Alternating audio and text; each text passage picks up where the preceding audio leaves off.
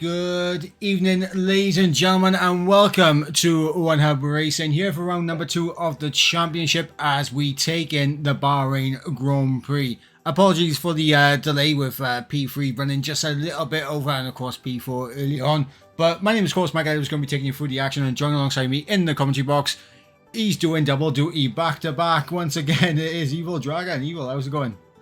Oh, I'm doing very well, thank you very much. My voice is slightly hurting, but it'll regrow over time after what was a brilliant P3 stream, which I might have cursed Gaza. It happens. I have a habit of doing this. All the drivers in P2 are saying don't curse me, so I might be done for here.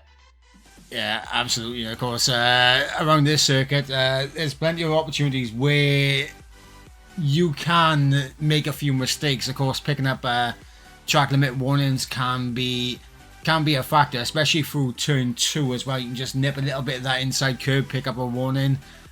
Through the S's 5, 6, 7, another area where you can just pick up a needless warning. And exit turn 13, I found, is another area where you can just nibble a little bit of that track limit on the exit.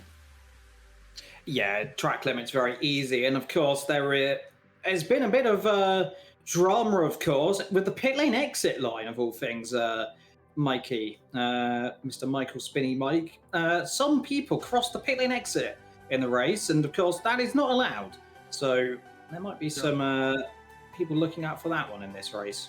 Yeah, absolutely. We're going to have to keep an eye on that for sure. But we are mid-qualifying right now, so we will go through everything during the intermission between the qualifying and the race. But with 6 minutes remaining here in qualifying, I think we need to get out there and see who's going to get pole position. Right now, Rowe currently topping the times with a 28.1. Yeah, 28.1 for him, 28.1 for Larkin as well, of course. Missed last week. I think he was on holiday somewhere, if I'm not mistaken. But the man who said he hopefully won't dominate the race by 20 seconds is currently coming through the last corner. I presume into the pit lane because he's just done his lap time. Yes, he has. Oasis is third, 28.2. Adagio, 28.4. Quai, 28.4. He's our championship leader, of course. Escargo, 28.5, 28.6 for Bonnie. He's going to be slightly disappointed with that one, but he's been a little bit kind of up and down in practice. Miami, 28.6. 28.9 for Jonas. Vasek, 29.0. 29.2 for Rydog. And Artwan, I've been going with Ortwan. Ortwan. Yep.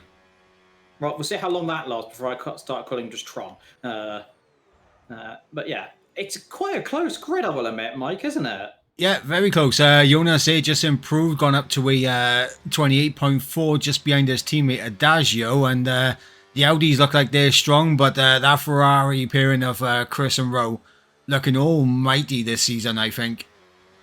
Yeah, it certainly is. I'll get the standings up on my end so I can see, but I do know McCoy leads the standings from Axel Rowe in P2. Bonnie P3, of course. Psycho, who is not here. I believe he's left, I think. I know 2 drivers left. Jonas P5, Madge 6th, Adagio 7th, Escargo in 8th, and of course Artron at 9th. Only 12 drivers here. We are expecting 2 more, I've heard, dropping down from P1 potentially in the next couple of races. So hopefully we can get the P2 tier up because it's lacking a bit of drivers, but it sometimes happens, doesn't it?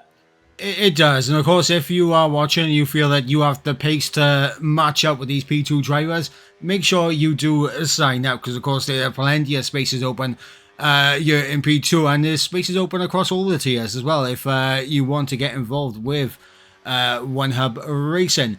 Bonnie and Ortwan are on laps. Ortwan is actually on his hot lap, so we'll jump on board with him.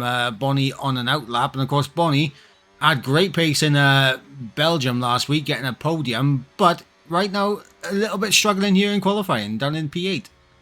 Yeah, he is a little bit. It was very frustrated in Belgium. Thought he could go quicker. Got held up. Had a few mistakes, of course, with Oasis and Axel Rowe battling and doing their battles, of course. So couldn't quite get the result I think he deserved. At least he seems so.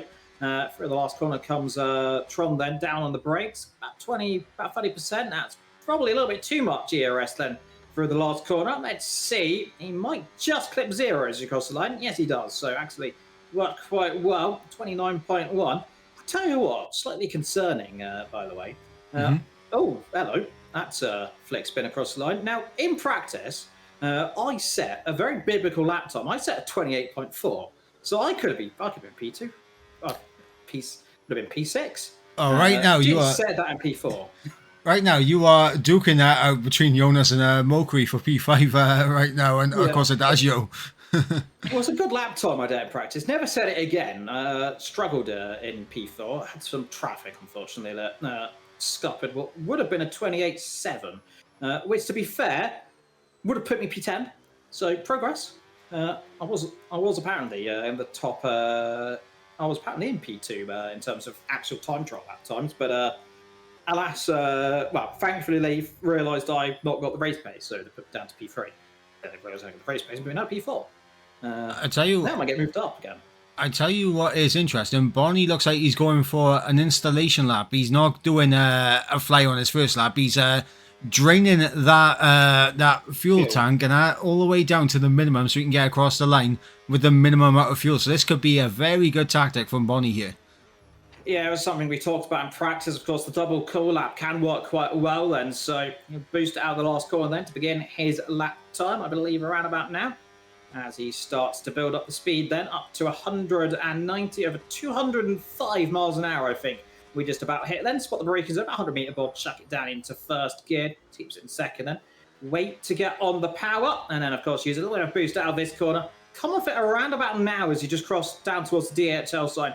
Save a little bit, about 150 meter board, lift off then, down the brakes then. Use a little bit more left there, and keep it nice and tight through here. Use the exit, bit of boost here. And then of course down here it's pretty much medium. Chuck it as hard as you can across the curb, back over the left, then of course lift off down into here. Save your battery. You probably want around about 80-90% then of course coming down towards sector, the exit of this corner, and then of course saving it all for the back straight into turn number 8. Luck a little bit of the front left, gets it hooked up down there, 94%. And then of course you can boost it pretty much, I think around about 60%, I think they use it all the way down to. Around about 50-60%, and save a little bit up, and then pretty much the mighty blast down here. You'll use a little bit up here. You want about 40% to come down then in towards the last couple of corners. About 40-45%. Bring it down all the way to around about 18-17%. Come off the battery around about there, which he does. And then of course you will have a little bit to spare out of the last corner. And let's see, has this double cool helped him then? Ideally, he wants about a 28.2, I think he'll be happy with. It's a 28.7. He's not feeling very happy, is he, right now? And I know he can go quicker. He set a really low lap time, but he did say he might be in trouble here. Oh, hello. Adagio 3 tenths up in the middle sector, but he's completely drained his ERS, so we'll see if he's able to maintain that. But right now he's on course to snag P1 away from Rowe as he comes to the line, but yeah, completely out of battery. And it's going to be P3. Cost him about 2 tenths there. So that was a 27.9, I think he could have got there. You can just see he ran out of battery just before the pit lane exit entrance, should I say, and that really just holds him up. Road Dog is retired from the session. I see the timing screen's actually done, actually. I just realised how quickly this qualifying go. Axel Rowe then up to the line. He is down on his lap time. We've got the other Ferrari crossing the line of Oasis, doesn't improve. Axel Rowe for the last corner. I think he's coming in the pits. Yeah, I think Rowe, if he's down by that much, into the pits, and that's his session we're done with. On board with Mokri, last week's race winner, coming to the line. And he just wasn't improving. But what about Larkin? A 10th and a half lap. Larkin on course for pole, but he's out of battery. But he still gets it with a 27.9. What a lap there from Larkin. Yeah, it's incredible pace then. So the first 27, I think we've seen all afternoon now. I mean, we saw it in P3. I think it was pretty close to it. Some of the Mikey was pretty on it, but I think he got a 28.4. So quickest driver we've seen today, Mr. Larkin, the man, the myth, and the legend. And it's always good to have. commentated on Larkin for a long, long time, by the way. So it's always nice to see him. Hopefully I won't curse him. But that is our results then. Bonnie in the pit lane. So, of course, we'll probably skip over if Bonnie retires from the session. But in terms of the constructors, by the way, it's always going to be pretty interesting to see because it is pretty close there between Red Bull and Ferrari, separated by, 6 points. So with Ferrari P2 and 4 and Red Bull P7 and 9, if that stays like that in the race, that could be a sudden switch back, couldn't it? Yeah, absolutely. It could switch back and forth. And of course, Mercedes as well, having both their drivers here. So we'll see what happens there. But let's run you through the order. It is Larkin on pole position, the only man so far into the 27s. Rowe will join him on the front row. Verdagio in P3, Chris in P4, Jonas in P5, Miami complete in the top 6. P7 for last week's race winner in Mokri, Escargo in P8, Bonnie P9, Michael P10, Ortwan P11 and Rydog going to be starting from the back of the grid. And the thing that I've noticed right there is that it is very checkerboard inside the top 6. Yes, and everyone there just around about the same pace, and it's going to be interesting to see what can happen during the race, but we've got some sponsorships to do. Yeah, absolutely. As I'm quickly gonna get up all the sponsorship stuff in just a moment. Sorry, I got a lot of things to go through. Right. So going through our sponsors and partners here at One Hub Racing. Of course, our title sponsor at Delta.app. This is for over 18s only. All your investments in one app. Make smarter decisions like the world's top investors. Track your journey to success with Delta. If you use the command !Delta in the Twitch chat or click the link in the YouTube description, if you are watching this back, you'll be able to track your investments.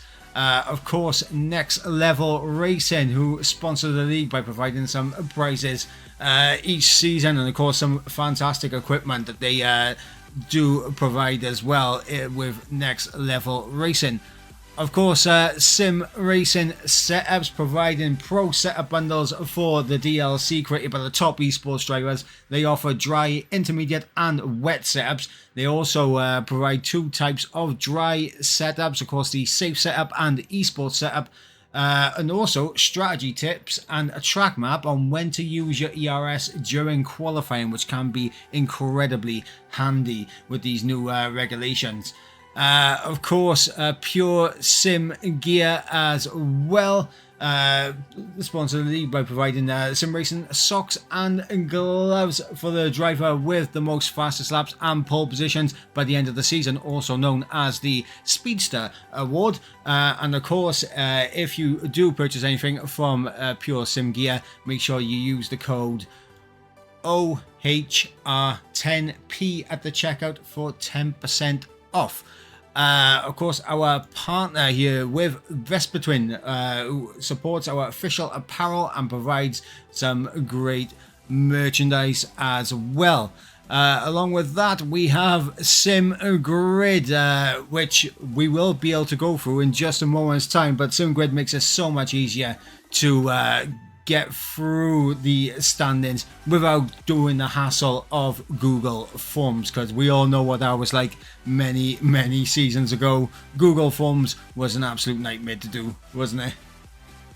Yeah, Google Forms is never nice to do. I've done it in other places, and I will admit, having the SimGrid, it always makes it so much more easier, and it makes it easier, especially when looking back onto it.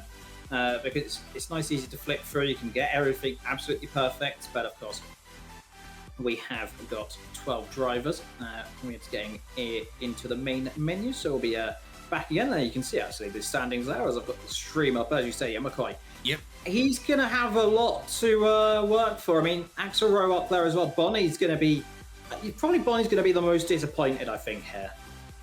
Yeah, Bonnie showed incredible pace, and it looked at the moment that it was just going to be a case of who's going to win between Mowgli, Rowe, and Bonnie. But in that middle stint, you saw Rowe and Bonnie battling tooth and nail, and allowed Mowgli to just build a gap. And then, of course, once the final pit stops were made, Bonnie was caught with the 3-second time penalty. Rowe able to build that gap. Chris, of course, trying to do his teammate the due diligence and trying to keep Bonnie off the back. And of course, it did help with Rowe securing P2 in the end. It just kind of spread out towards the end, and obviously there'll be retribution on the mind for both Rowe and Bonnie, because I feel like Mokri, of course, last week did slightly get away with it with the battling going on behind.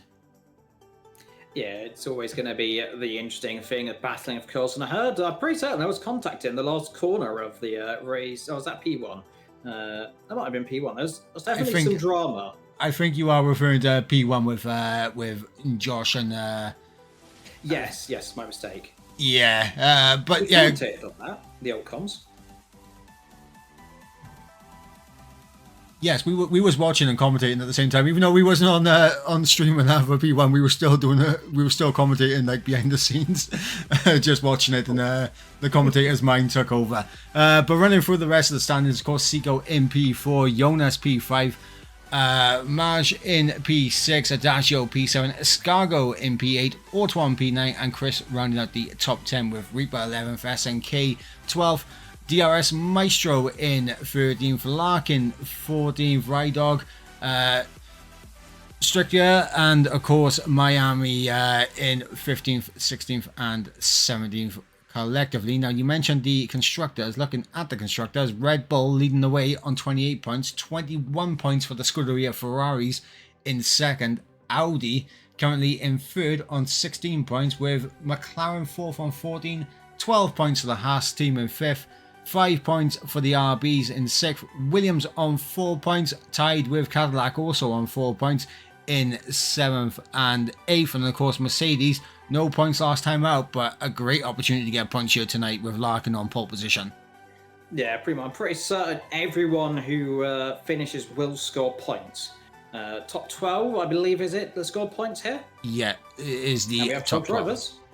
So everyone's got a chance at points. So hopefully we don't see any drivers retiring in the pit lane, because everyone has got the chance of scoring points no matter what. Yeah, absolutely. And of course, everyone with a chance of scoring points. And also, if you are having a bad race, like, keep going all the way to the end, because as you said, everyone's got a chance of scoring points here. But also, the fastest lap outside the top 10 is also available, so you can still pick yourself up a couple of points now, which could be crucial come the end of the season. Yeah, every point crucial. Of course, like we said, we've seen so many title fights go down, especially in real life F1. You can never forget the last season, really. It was down to, I think it was 2 points in the end, of course. 2007, 2008, separated by singular points. 2012, of course, very close. So all these races can come down to just picking up like a P5, a P4 in a race. Even though it might not be going well, it can score you a lot of points and definitely can come due diligence at the end of the season, can't it? Yeah, absolutely. And of course, I mean, we've seen it here in One Hub where it has come down to the most narrow margins. A few seasons ago, obviously Rich versus J. Luke a few seasons back. I mean, it got settled on the final day of the season, and it came down to, I believe it was just the fastest lap point in the end, and J. Luke walked away with the title. So that's why every single point counts, because you never know. Yeah, you would absolutely never know what's going to happen, of course, over what is 14 rounds-ish? How many rounds have we got? Is it 14? Something around that. Yes, it is 14. Of course, we will go through the calendar at the end of the stream, because I believe the drivers are getting themselves sorted, making sure they got their setups and their strategies nailed down. Now, me personally, I mean, I did double hards earlier, which, to be fair, I just didn't like how the mediums felt after I ran about 6 laps, and the softs felt even worse after like 3-4 laps. So that's why I went double hards. But what did you do? In fact, we are going to those 5 red lights right now to get us underway here. 5 red lights are out, and the race is going as we head down into towards turn number 1. Looks like a very good start there from Larkin off the line. Yeah, he's got absolutely perfect down in towards turn one. Mercedes, the Ferrari, then comes the Audi. One of the Audis a little bit wide in the background. Has everyone got through turn number one correctly? Yes, they have. But look here down the straight. Here's Axelrod, and he's going to pull to the outside and try the old round the outside into turn number four. There's going to be a little bit of contact there. They're going to rub very close there. Soft first medium right around the outside then. What a move then from Axelrod to lead this race into sector one. Those soft tyres working beautifully on board then. The Ferrari, the Mercedes there a little bit struggling. And the only other driver on the soft, by the way, is our Artron. Hard for Jonas. So he's going for a little bit of a long strategy, as you were mentioning. The hards feel quite nice as race tyres, but what a move from Axelrod then at the start of this race. Yeah, absolutely incredible. And Rowe absolutely had to get that done immediately. He had to try and break through as quickly as possible, as Miami getting swamped right now by the two McLarens. Rydog on the inside, and he gets that move done. So Miami getting passed by both of the McLarens in quick succession. Bonifish and Rydog up the order. But yeah, Rowe, incredible move on Larkin. Honestly... Contact. That was Artron and Vasek at the back there, and... I think both of them are apologising by weaving there, but there was a massive amount of debris that flew. No damage, though. Oh, I mean, what I was going to say is that it kind of gave me Duel of the Desert vibes. And, of course, all those years ago between Rosberg and Hamilton, that's what Rowe and Larkin kind of gave me vibes of. But, of course, it is a Ferrari instead of another Mercedes. But, yeah, I mean, incredible battle. Looks like we're in for round number 2, possibly, as Larkin's closing in. Yeah, Larkin, I think right now is probably going to try and save those tyres ever so slightly. Watch out, Axelrod. You can just see him there sliding on those tyres. He's not enjoying them at this stage of the race. Adagio, meanwhile, just holding on in the Audi. He'll just be sitting, probably just waiting. Take your time, bring these tyres up, get your tyres into position. Remember, these guys will be stopping a little bit earlier in this race, of course. I think around about lap 8, around that, it seems, especially in the other tiers, we'll be seeing mediums. The soft tyres, by the way, you'll be surprised. For a two-stop strategy, soft, hard is what it's recommending here, or soft, hard. Not recommending medium tyres. Now, of course, everyone's on the mediums, apart from 3 drivers, so we presume they'll be going medium. They could go medium, soft. It did work in P3 for the driver who won, of course, the Alpine, but we'll see what happens. Larkin lurking in the background, though, isn't he? And he's just bringing these tyres into position, and I think we're going to see him move down towards turn number 1 here. Yeah, Larkin, he's just sitting in behind, just happy to sit in behind at this moment in time. But you see he's on the overtake, he's on the boost, heading down in towards turn number 1, and it looks like he's happy to sit in behind once again. Yeah, I think he's right now just taking the little bit of the waiting game right now. Once very deep into the corner. A bit of contact there. Runs over the bollard. And are we going to see him move down into this corner then? Uses the boost, and he's using quite a little bit. But again, just sits back right now. But look at Axelrod there, struggling on the front end. Can't get the car turned in. But there's no way through up the inside from that far back. One thing, by the way, I will note, look at the fuel usage. Now, Axelrod's not got any, he's not gone under by the looks of it. He's got nothing under. Larkin's underfueled the car. Now, around here, yellow flags. Is that going to be Rydog's gone around? Yeah, so no. Back to what I was saying. You can underfuel here by up to 2.5 laps, and you will be fine on fuel. I did it and ended up with like 0.6 over, but that might have been because I was in battles. But these guys, look at them. A big train of cars. They're all battling. They're all going to be saving fuel right now. So underfueling at this stage of the race definitely could be a benefit. Yeah, absolutely. And of course, it's shocking that so many drivers haven't underfueled their car. Of course, Adagio, Chris haven't underfueled. Jonas has. Mokri hasn't. Bonnie has. And I think it shows who's done their due diligence in terms of the race practice around here. Because if you did, you'd definitely be underfueling the car. As Larkin here going for the lead, outside line, and that's going to see. He'll keep him. He'll try and pinch him here. He'll try and pull over. Try and squeeze him as much as you can down towards turn number 1. He'll brake later with the Ferrari. He'll try and make this as hard as he can. Then he'll try and swoop over. No, he won't, because there is Larkin. Good exit. But how much is that going to punish him in there? Because he took a tighter line. Are we going to see an Axelrod? He's run out of battery. He's got nothing left on the battery, so he can't fight now. For the next couple of corners, Larkin as well has got nothing. I tell you what, Oasis and Adagio here saving a bit more battery. Yeah, and I'm not sure. I think I spotted something flying off in the background and that, so I'm just having a little look to see if any Oh, wings have come off it. Axel Rose made a mistake. Sorry, I'd come over you there, and somehow he's kept that position. Look at the other Ferrari coming through low. So that's invertedly worked quite well for the Ferraris there, second and third. Yeah, and I think Rowe will probably shift over and let Chris go because, of course, Chris on the same strategy as Larkin. Rowe is going to be bailing out, I think, within the next 2 laps. I don't see him stretching these soft tyres out for a huge amount longer because they are going to feel very second-hand right now. It's a 3-second time penalties are flooding in. Yeah, we got a few penalties there at the background. Miami, Escargo, and Rydog all with time penalties. In terms of what you're saying about when you'll bail out on the soft, I think it's going to be around about lap 7. They'll bail out with the soft compound tyres. They really fought quite hard. They could go a lot longer than you think. Let's see how Axel Rowe can do if he's a tyre whisperer or not. Meanwhile, the Ferrari, they're having to cover from the Audi down towards turn number 1. The other Audi there behind. Not seeing, by the way. I'm looking through to see if anyone has damage. Not seeing anything. Escargo in early onto a set of hard, so he's trying to go for a lovely little undercut. Yeah, I just saw something fly off in the background. It might have just been a bit of a brake marker board or something, but yeah, I mean, something did go flying off in the background. It caught my eye, but yeah, maybe no front wings lost at all.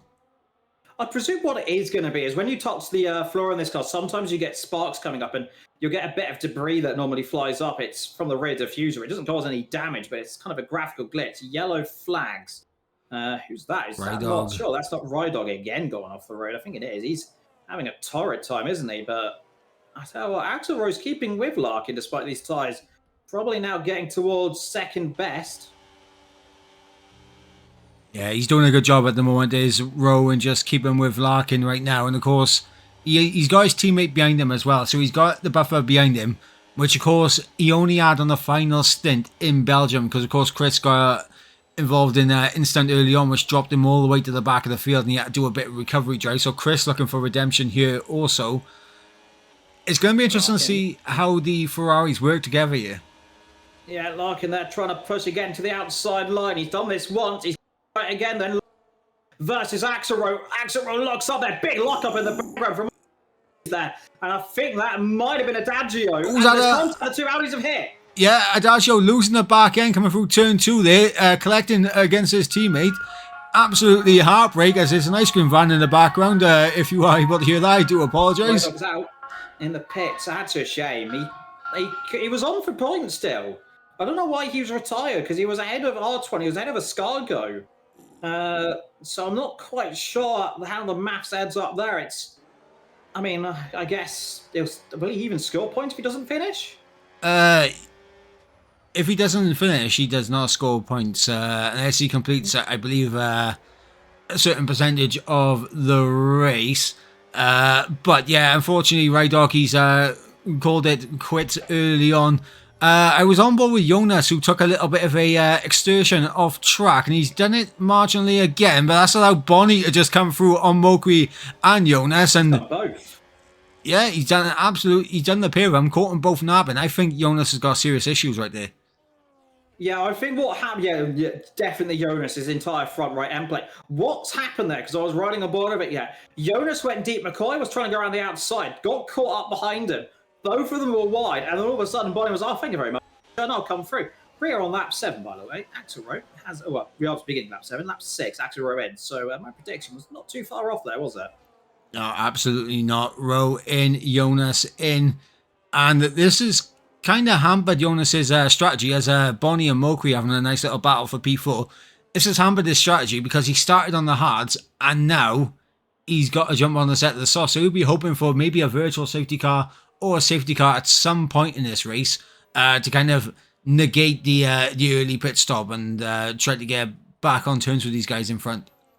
Yeah, I've only 12 runners low. The chances of a safety car dropped quite a lot. There was 2 virtual safety cars in the P3 tier. Meanwhile, Michael Vasek trying to go around the outside of Miami. Oh, I said there was going to be contact. No, never mind. They have collided. So I'll be quiet then in terms of they haven't caused a safety car though. So They got away with it, but that was a little bit of a day late, $1 short then. Now, what happened was Sec tried to go around the outside. Miami just kind of tried to close the door off, try to squeeze him. The Sec was saying, no, thank you, and they collided. So I think they've both got away with it. Yes, they have. So no damage for the pair of them, but a bit of clumsiness right there on lap 7. I'm expecting probably see Larkin in the next 2 or so lap times, probably to try and cover off Axelrod, who's got a set of hards. So soft, hard, surely it's going to be a medium, you presume. Yeah, possibly a set of mediums. There's Adagio's overtaking Chris, who's coming to the pit. So Chris trying to cover him off. Chris following his teammate in the next lap. Bonifish also in as well. So McLaren versus Ferrari in terms of the pit stops. And different tyres on the pair of them. Yeah, set of hards for Oasis, set of mediums for Bonnie's. So Bonnie should be on the attack lane. There comes pit lane then. Now remember, don't cross the right line out of the exit of the pit lane, otherwise you will get yourself in a spot of bother. Those two have done it absolutely perfect. Now Jonas on my screen has got no front wing. Now, when I say he's not got no front wing, I mean it's done the glitchy thing, as you can see on stream, and it's really literally got no front wing. He's just passing though up the inside of Escargo. Will he get the car stopped? Yes, he will. Up the inside. Has he got it perfectly done on those set of softs? Yes, he has. And I don't think Escargo could really do anything about that one, but it's an interesting graphical glitch, that one, isn't it? Yeah, absolutely. And of course, it happens when a front wing is changed for some reason. But Jonas using those soft tyres, getting through an Escargo, and Escargo needs to try and keep with Jonas here because those soft tyres they're not going to last forever, and he can maybe get back at him before Jonas makes his second pit stop. Back up towards the front. Miami on the back of Michael for P4 here, heading down in towards the final corner. Dagio in, as you mentioned, and I believe Mokui's followed him in as well. And here goes Miami in. Yeah, all of them following each other. Get it stopped. Oh, bit of a lock-up there from Miami. Had to take a little bit of switch to the right just to get the car slowed down. He'll dive into the pit lane. 2.2 seconds we expect these stops to be, because I think that is the default time. Though I got a 1.8 earlier on, so how that works, I don't know. But alas, we'll see how this one goes. Out the pit lane comes the Audi. Will drop behind, but ahead of the McLaren. The Red Bull will drop behind the McLaren. And the Mercedes will drop behind the Audi. But I think that'll be very close into turn number 1. Miami and Jonas. Outside, inside, don't hit each other, boys. And they get away with that one. So keeping it nice and clean so far in this race. We've had a few little niggling incidents, but so far so good. Larkin still leads this race, though. Yep, Larkin, of course, we're expecting to come into the pits probably at the end of this lap, along with Michael as well. So we will get to see where everyone is in terms of their net positions. But right now, it is looking good for the Ferrari pairing. Currently, P3, P4, both have made their first pit stops. They will jump ahead of Michael. The question is, will they jump ahead of Larkin? Now, my prediction here is around about a 22-second pit stop. Give or take. The gap between Axelrod and Larkin is 21.5. So it's going to be very close here as Larkin comes in the pit lane. Whatever you do, don't lock the car up and speed in the pit lane. I think these guys are a bit more attuned to that one. Into the pit lane he comes then. So Mercedes quick stop we're looking at. I'm going to ride on board with Axelrod then, and let's just kind of jump between the pair of them and see. So out comes the Mercedes, the second the pit lane. Look for the Scarlet Ferrari then down the start line as we trundle at 49 miles an hour to the pit lane. Look at the Ferrari as he's going to come through. You know what? It's a bit more than I thought, actually, down there one. It'll come out just behind. It'll come out just ahead of Oasis, but he'll be a little bit deeper on the brake. So is there an opportunity for Oasis to try and come through? But remember, Larkin will have 100% battery. Yeah, I think that will definitely help Larkin maintain P2 here ahead of Chris. Adagio has had a good outlap because he's managed to close right up to the back of Chris and drop Bonifish, who he was quite close with on the exit. But look at this now, Chris all over the back of Larkin. Of course, his hard tyres are already up to temperature, and I think Larkin is going to need a few corners just to get his tyres up to temperature. Yeah, absolutely. It'll take about half a lap really to get the tyres up to temperature. Him struggling on at the front end, but the time they get themselves cooled up, he's got 90% battery, so he can now go and try and chase down after Axelrod, who, of course, did do the undercut of all things, by the way. So that worked quite well for him there. It was about 23-second delta. I think I gauged that one. So it's about a second more than I thought it was, which counts to about the second more than he is up the road. So not too far off my timings there, but a little bit distant than I thought it would have been.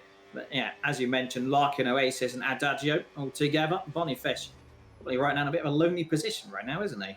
Yeah, he's in a bit of no man's land at the moment. Is Bonnie. Adagio is probably the one to keep an eye on, because of course he's on the set in the mediums, which at this point will have more grip than the hards in front of him of Chris and Larkin.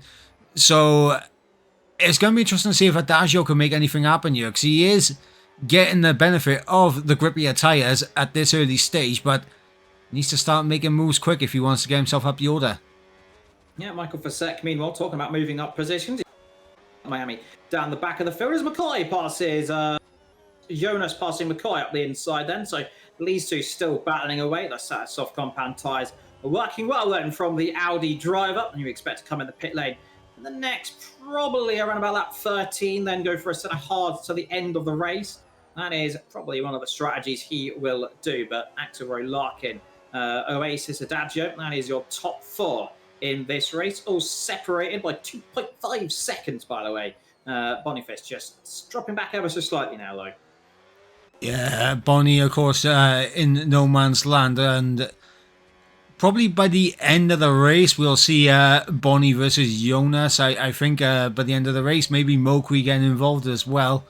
But yeah, I think at this stage, Bonnie just needs to be consistent with his lap times, and obviously focus on keeping that battery at a good level. I think that's going to be the key for Bonnie over the next couple of laps. Yeah, absolutely right, Miami. Michael Fasek, meanwhile, still nose to tail as I just keep a look at this one. Up the inside of the last corner. I'm brave for that one.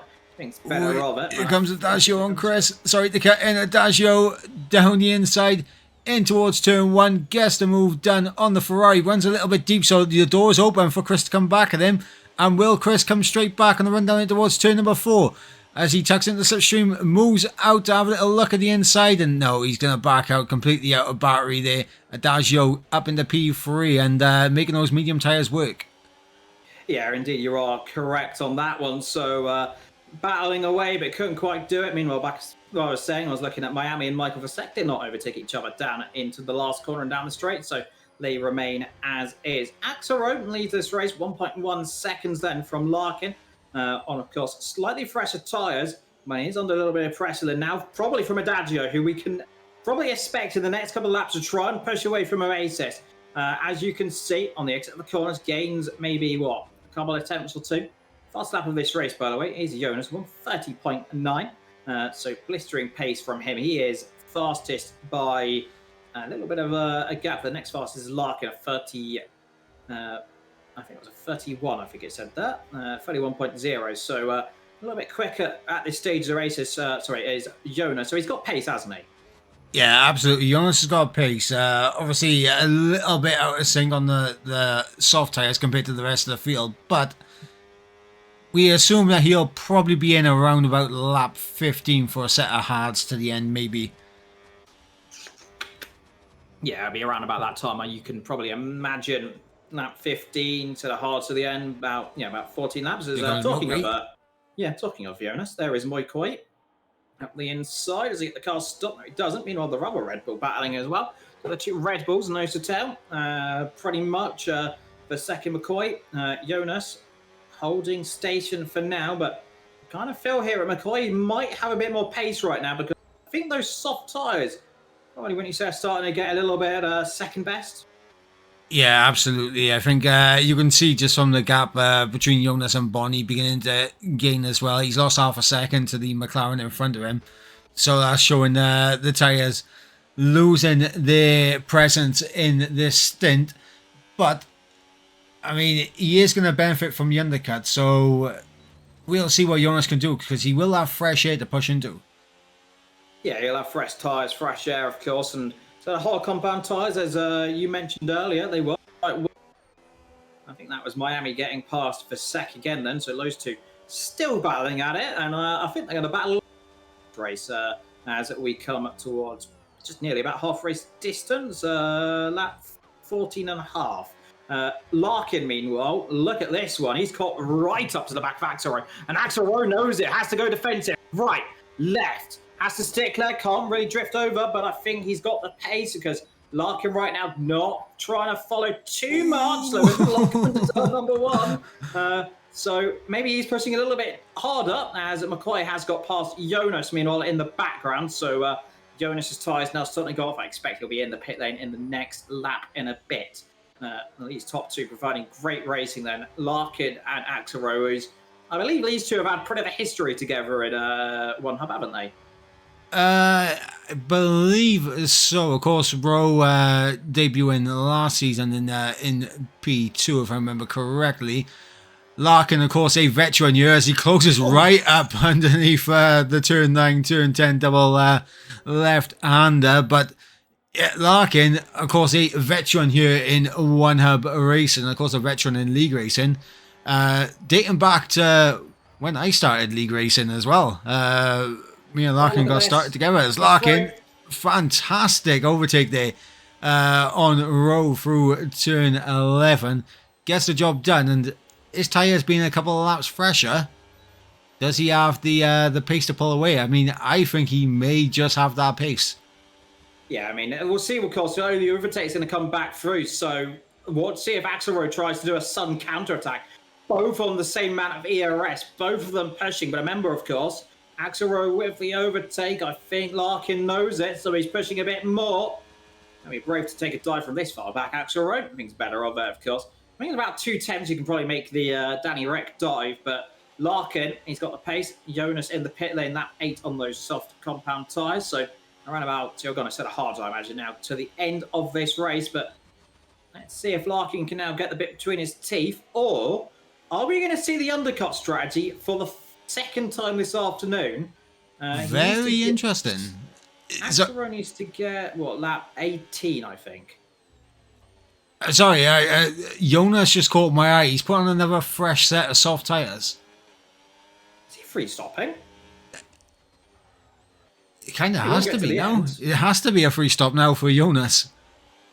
Well, you can't get to the end. I know that. I mean, you can try, but I think the tyres might be not very fleeting when he gets there. So he's going to have to come in once more. So maybe he's just going to go for some fun. I think he realises right now he's kind of out of position. Just have some fun. Try and get some fastest lap points and just learn the car, I suppose, which is always something we want to see drivers push. And I suppose he's going to push on those tyres, isn't he? Yeah, I think another possibility. Maybe Jonas has gone for obviously just the one set of hard tyres, but of course he used 5 laps of the hards early on before making his first pit stop, and maybe he feels that the mediums also will struggle towards the end, so he's going for another set of softs. Yeah, you know, that's a fair point. Actually, he might have just chosen the wrong strategy. Big lockup from Axelrod into turn number 1. He's nearly spinning around into turn number 1, but he's caught it. So it was very sideways, but look at the gap. It was about 5 tenths. Now it's 1.2 seconds, so cost him a bit of time. Miami down the inside goes deep and allows Michael to come back at him around the outside of turn 2. Job done for Miami. Sorry, not job done for Miami. Job done for Michael, and able to hold off the Mercedes in behind. Miami, out of luck, ran too deep, and a lovely little switchback from the Red Bull, able to maintain P7. Yeah, these two battling hammer and tong this entire afternoon. Mediums versus hard. So you would imagine Miami, well, the looks of it has a bit more pace, but he's just kind of being squandered a little bit here by Vasek defending, and Vasek is doing absolutely everything he needs to. He's saving the battery where he needs to, but Miami has 100% battery at the exit of this corner, so that kind of shows you that one. Larkin, meanwhile, the gap's come back down. Axelrod man down to 7 tenths of a second. He is pushing them a little bit harder, and we're expecting, of course, these two in the next 6 to 8 laps. Look at the battery. Look at the battery difference. So, I mean, Rowe has had to burn his battery to catch back up, and now he's got a good 20% less than Larkin. So, advantage Larkin now. Well, you say that, but look at Larkin's ERS now down the straight. So, it's not really much better right now, to be fair. So, both of them burning. I think Larkin right here, I think he could have been a bit more circumspect about that one and saved it up a little bit for later on in the lap because he can try and then push away on this lap and try and open that gap back over a second. He hasn't done it. Meanwhile, is that an Audi that's just pitted? Yeah, Adagio and Bonnie in the pits. Let's see, exit the pit lane. They'll both come out ahead of Jonas. Just about in front of Jonas, actually. Let's see, down the straight. Bonnie might be a bit close. I think he's got away a bit, but expect Jonas to try and mount a charge. I think he just set the fastest third sector there. He's absolutely flying on this circuit. Artwan in the pit as well. The top two remain as they are. Yep, fastest lap of the race for Jonas. They're being clocked in, and of course he is going to try to gain as much as he can out of this race. He really locked up in turn 8 there, skating towards the barrier but caught it. He's a lucky pup there. Here comes Miami on Michael again. Job done it to turn 11. Now you could just see here a little bit of craftsmanship here going on because Michael Vasek didn't use any of his battery there, but I think he might be struggling a little bit all of a sudden because he's just looking a bit understeery, but he'll probably come back into turn number 1. In comes Axel. Probably. He might feel that he could maybe dive into the pits at this stage because, of course, the medium runners have come into the pits and we will go through those that have made their mandatory 2 stops in just a moment's time. And in fact, no, he stays out Rowe into the pits and it'll be interesting to see if Adagio is going to be close to Rowe on the exit here. Yeah, this is going to be pretty interesting. I think he'll be around about 5 seconds, give or take, down as he comes in towards turn number 1. Out he comes pretty comfortably. He's got a Scargo between him. That's a bigger gap than I thought it was, actually. It's I think Adagio lost time in the pit stop phase. Yeah, it looks like he has actually, all things considered. It is actually 5 seconds, so getting good at guessing times now, aren't I? So there is Absolutely. Axel. So there we go, everyone watching. The top 5 yet to make their second pit stop. Rowe has made 2 stops. Escargot still has to make a second. And then the rest of the field, Adagio, Jonas, Bonnie and Ortwan can go to the end of the race if possible. But I feel on those soft tyres for Jonas, going to be very difficult to get to the end from here. Yeah, well, it's impossible to get to the end. We'll just put it that one. I mean, you can try. They might get to about lap 27, but I think they'll get a puncture before he gets there. So unless he wants to do a Lewis Hamilton, I tell you what, are we going to see Larkin dive in the pit lane? No, he's going to stay out. Do you wonder here, do you think Larkin, if he stays out another lap 21, go on a set of soft tyres, they will get to the end. They can do it. I can see the softs coming into play for not only Larkin, maybe Chris as well, who's sticking out just a little bit longer as we got Miami and Michael into the pits. And Miami was building a bit of a gap on Michael Vasek as well. But I think maybe the softs will come into play. I'm not 100% sure yet. Well, we'll have to find out. Maybe it's lap 21 around that point. I will imagine might do the set of softs. We will find out. And if he does, he can come back through and try and fight. But Axel Rowe, he is pushing on those set of hard compound tyres. Adagio just behind. He's got that gap down to around about 2.8 seconds. So he is closing ever so slightly from earlier on. So he's definitely got pace, Adagio.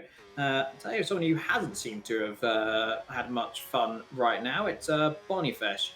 Still down in P7, and he's definitely not having the afternoon I think he wanted. No, definitely not. He's definitely struggled a lot more here than he did in Belgium last time out, and he's closing out to the back of Jonas, who is on 4-lap-old soft compound tyres, and I think Jonas is going to be more than happy to do his teammate a little bit of a solid by helping him build that gap even more. Yeah, Larkin pits lane from the lead of this race. That'll be a set of mediums then at the end of this race. We're soft from here. Made a set of mediums. He will come out, I believe, behind Axel Rowe yet again. Or will he actually? It's going to be pretty close here. He's coming to the end of the pit lane right now. Axel Rowe is just crossing the start line. I think Larkin's going to come out in the lead of this race here. It's going to be very close in turn number 1. Late braking. He'll take the tighter line through here, but he is still leading the Bahrain Grand Prix. So the overcut strategy working a lot better here. So you said earlier, it looked like Axelrod lost some time, potentially. He is now second. So a hard compound tires, a big swap on the front. Manages to keep that one together. But now Oasis leads this race. And I'm wondering here, if Oasis just stays out another 2 laps, he'll go on a set of soft. That's surely my guess. Yeah, and I think if he stays out another 2 laps, goes on to a set of softs, he should come out in between the likes of Adagio and potentially Bonnie, because I have a feeling Jonas will be in the pits at that point also. So a possible podium on the cards for Chris. Jonas, so definitely could be on for a potential top 10 result if he comes into the pits pretty soon. Yeah, it's all going to be to play for. 9 laps to go here in the Bahrain. Don't forget, mile away to... Yeah, you are correct. So Oasis in the pit lane. That's going to be a set of mediums. Now, surely, are we going to see a set of softs? Is he going to be brave? It's some mediums. So the answer to that, no. But he will have a bit of a tyre offset. He'll come out, I think, just behind or just ahead of Jonas. He'll be behind Adagio. As you can just see down the straight, there is the red dot. So where is Jonas? It's going to be just ahead, or is he just behind? He'll be side by side in turn number 1. This is big right now for Chris's race. He needs to clear Jonas, and Jonas is able to hold him off. And this is exactly what Adagio wants, his teammate to hold off Chris for a couple of laps. Yeah, this is going to be a thing. But remember, of course, Jonas on those soft compound, they are very... I imagine that the first opportunity to come through, but you are right, it will cost him a little bit of time. Is there going to be a little cheeky dive down into one of these corners, I wonder? I think Chris's name is Oasis. He's a bit brave about that one. Won't do it into turn number 8, surely. He'll just wait, do him down the straight, sunshine. Watch less, just take your time. On the exit here, you'll get a good exit here. Well, you don't actually, but you'll have the power down the straight. Unless Jonas decides to burn all of his ERS to try and cover it. He does. But I think Jonas is coming in the pits this lap, Mike, surely. Possibly. I mean, if he's got enough battery, he might stay out that extra lap to keep Chris in behind. But Chris, so much more battery, so much more grip compared to Jonas. He kind of has to bail out, I think, Jonas. He's done a good job in holding up Chris for that lap. But Chris, down the inside, job done for him. And now the gap is 4 seconds for Chris to try and close up to Adagio. Yeah, I think Chris has got the pace, of course, in that car. But look at this. Jonas ain't giving up on this. He's using all of his ERS to go to the outside.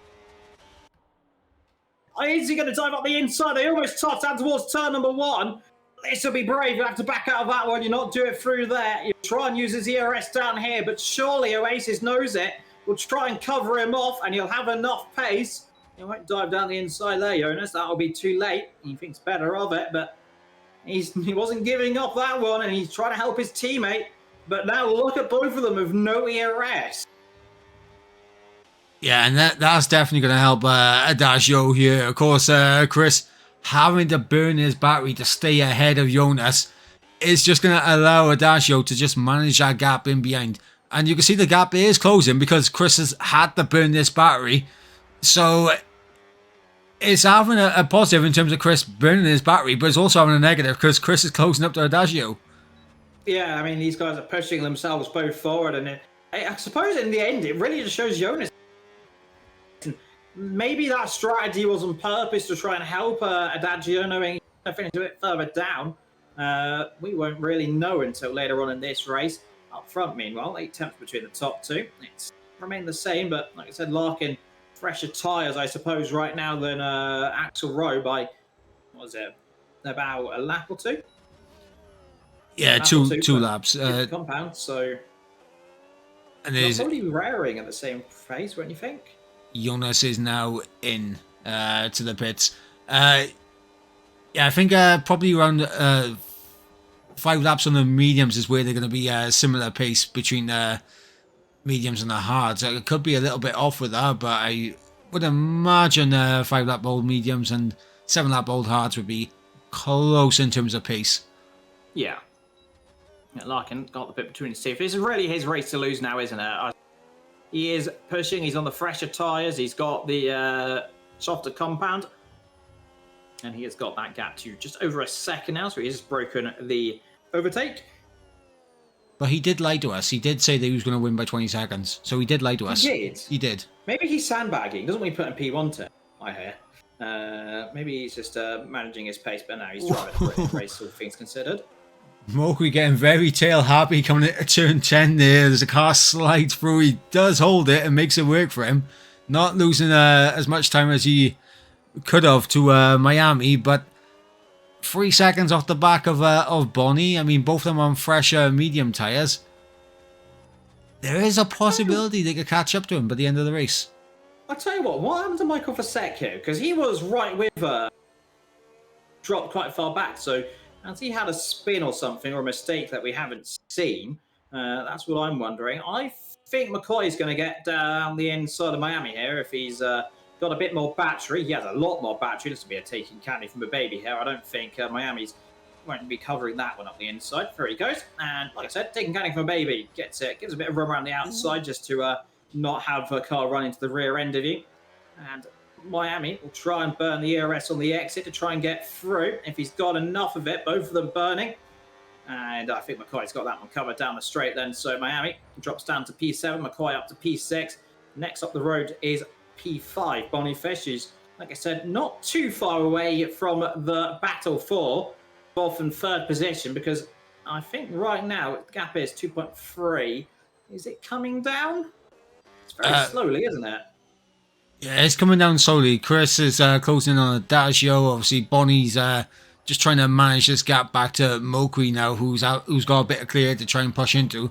That gap is 3 seconds, so Bonnie needs to make sure he does not overstep the track limits too many times. But yeah, everything seems to kind of settle now. The closest battle we have is, of course, this battle for P6 between Mokui and Miami. Rowe is just outside that 1 second window on Larkin, and J. Cole in the chat saying this is Larkin's race, and right now it's definitely looking that way. Alexa saying go Mercedes in the chat as well, and it's looking like it's a good day so far for not only Mercedes but also Ferrari as well in terms of the constructors. Yeah, the Ferrari would surely take over the lead of the constructors' standings after this race with a second and fourth. Red Bull, who are up front, 6th and 8th. Still battling away there with the Mercedes, who, on my screen, had a massive lock-up into turn number 1. I think he's got away with that one. Did go deep, though, so a little bit of a mistake from him. Joan is still running around with his audacious setup on the front end with no front wing. Arteron and Escargo rounding off 10th and 11th. Rydog, of course, not scoring points this afternoon. I think he would have scored probably around about the P8, where looking at his pace. So unless he had some kind of issue outside of that, it's not for us to know. But still, Axel Rowe, 1.3, dropping back maybe a 10th or so. Yeah, just dropping back slightly. I mean, Larkin, I think, has just got that pace, and what Rowe is hoping for, that his tyres come into it around lap 27. He's close enough where he can close up to the back and really put Larkin under pressure. That's what he's hoping for.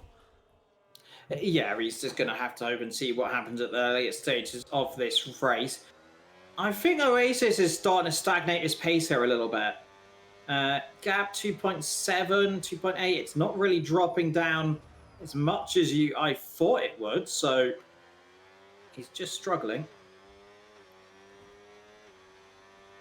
Chris is closing in slightly on the Adagio, but he's not closing in quick enough to put the Audi under pressure.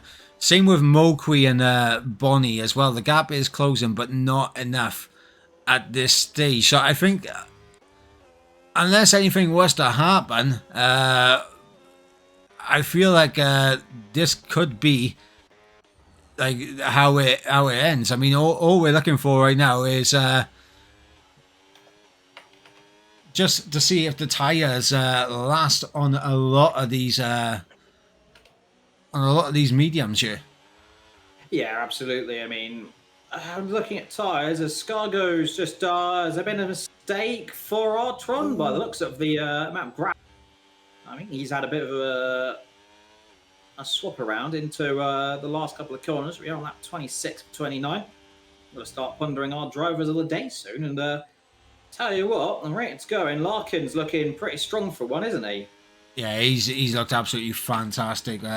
All race has Larkin, but of course, still a few more laps to go, and the pressure is going to build, I think, closing into the closing stages. Of course, Colin in the chat saying, "Don't jinx it." He was saying that to J. Cole, not to you, not to you, Evo. I'm always good at jinxing people, though. So I mean, it'll probably happen. Knowing me, as through turn number one, don't want to pick up any penalties, though. And these drivers are cutting turn one, but you can cut it a lot more than you think, can't you, Mike? Yeah, you can really get onto that curb through turn one. It's the turn two curb where it's really, really cruel if you really attack it like that. So that's the one the driver's going to have to keep an eye out for. Right now, Rowe still just outside that 1 second, but he's just dipped now within and he's back outside it once again. Yeah, look at the battery usage low. He's really trying to push a lot. Axel Rowe, I don't know, at 40%, so he is desperately trying to push harder to get out here, but I think Larkin's case right now. He knows probably now it's his to lose, as long as he doesn't do something silly, which is never a guarantee, of course, in these Formula One races, because first, remember, famous quote, finish first you have to finish. So hopefully I haven't just put a tyre puncture on his car, but he'll definitely get to the end of this race. 30%, not to dad, actually, right, 0%. He's got no battery left still, so he is not managing as well as I think he could be, don't you think? Yeah, I mean, he has to use to try and get himself in the window, but he really now needs to save up that battery. But you just see Larkin with his battery, he has around about 20% as we approach the braking, now up to 45, and Rowe around about 15% worse off. Rowe just needs to get close enough to the back of Larkin and just hope that he has a similar amount of battery for a fight to be on. Because now I think the hard tyres are the better tyres to be on. Yeah, they'll probably be ever so slightly 8 laps on these mediums. I think lap 12 is the longest I've seen them on. They'll be around about 50-odd%. So right now, what they need to do, what Axel Rowe needs to do is stop burning his battery, stop boosting out of every corner. Just save it now, because look at Larkin. You're just 5 tenths up the road. Larkin's going to use right. You don't want to be boosting like this. You're using too much battery, and it's just going to cost him. He will not win this race if he does less. No, absolutely not. The middle sector through the S's is where he gained quite a lot of time, but he needs to have the battery to get close enough to Larkin to really challenge into that turn 8 hairpin. Because I feel like that's where his best opportunity is going to come. And he's on the battery coming out here. He's got around about 15% less than Larkin at this stage. So we come on to the final lap of the race. Is it going to be Larkin, who's had a little bit of a snap coming out the final corner? Or is it going to be the Ferrari of Rowe as we head down into turn 1, beginning the final lap of this race? Larkin 6 tenths up ahead, but let's see if he stays there by the end of this race. Yeah, both of them pushing quite hard now, both on the battery. Both know their only opportunity is going to be down into, or at least down into turn number 9 with the overtake zone there. I don't think if we get out of that corner, I don't think, big mistake from Axel, he loses the rear end. That might be it. That might be the one mistake, but he's pushing so hard. Look how much more curb he's using. He's looking one way and the other. Here we come then, into the sector we were talking about. Here is the turn 8 hairpin, too far back to try anything. Look at Larkin, 70% battery. And Axel Rowe, he's trying everything on the exit. He'll have one opportunity down in towards this corner, but Larkin's going to use all of his battery here, all of his experience of what is going to be, nearly 10 plus seasons here at One Hub, to just hold his line, just hold the pace. And he's just going to come up the hill, and Larkin doing everything he can. And there's one opportunity now, and it's down into the last corner. And I think Larkin knows this, because look how much battery he's using everything. Axel Rowe's trying his hardest as they come down the braking zone into the last corner. Both of them driven a beautiful race there. but it's only going to be one, and it's going to be Larkin then to win the Bahrain Grand Prix. And what a fight between him and Axelrod. Yeah, absolutely fantastic. All the way to the checkered flag as Adagio crosses the line to complete the podium. Christie in P4. Bonnie coming across the line in P5. Mokri just ahead of Miami in P6. Of course, Miami with that 3-second time he drops, stays in P7. Does have enough time to stay ahead of Michael in P8. Jonas to the line. What could have been for him without the damage early on in the race comes out in P9. And then, of course, we got Escargo and Ortwan to complete the final couple of laps. Yeah, Escargo has crossed the line backwards by the looks of it. And I think Ortwan will cross the line as well for P11. Points on the board then for the Williams driver. What a race that is for Larkin then. And he's going to be very, very happy with that one. Yeah, absolutely. He's going to be absolutely thrilled. Of course, he wasn't here last week for Belgium, but he was here tonight, and he's done exactly what he said that he was going to do. He said that he was going to win here in Bahrain. He was a little bit ambitious by saying he was going to win by 20 seconds, but we'll just say that Larkin lied, and we can't appreciate that. We can't appreciate when you lie about the gap. But he done absolutely fantastic to take victory here in Bahrain, and he's got himself off the mark in a fantastic fashion here. Yeah, absolutely. It's just one of those things, and he'll move himself up to probably about P5 or 6 in the standings then. But Larkin wins this race by 3 tenths of a second from Axelrod. Adagio 8.2 behind Oasis, a little bit further back, 11.2. Boniface in 5th position. McCoy, Miami with a 3-second time penalty for sec. Jonas, Escargo, Artron, and Rydog didn't finish this race. We've probably got to figure out our driver of the day now, don't we? Yeah, absolutely. And of course, Joe, I think we both know who our driver of the days are going to be. I think we both know if it's not one, it's going to be the other. Is it the top 2? I think it is. Right. Well, who do you want to give it to Larkin, or do I want to give it?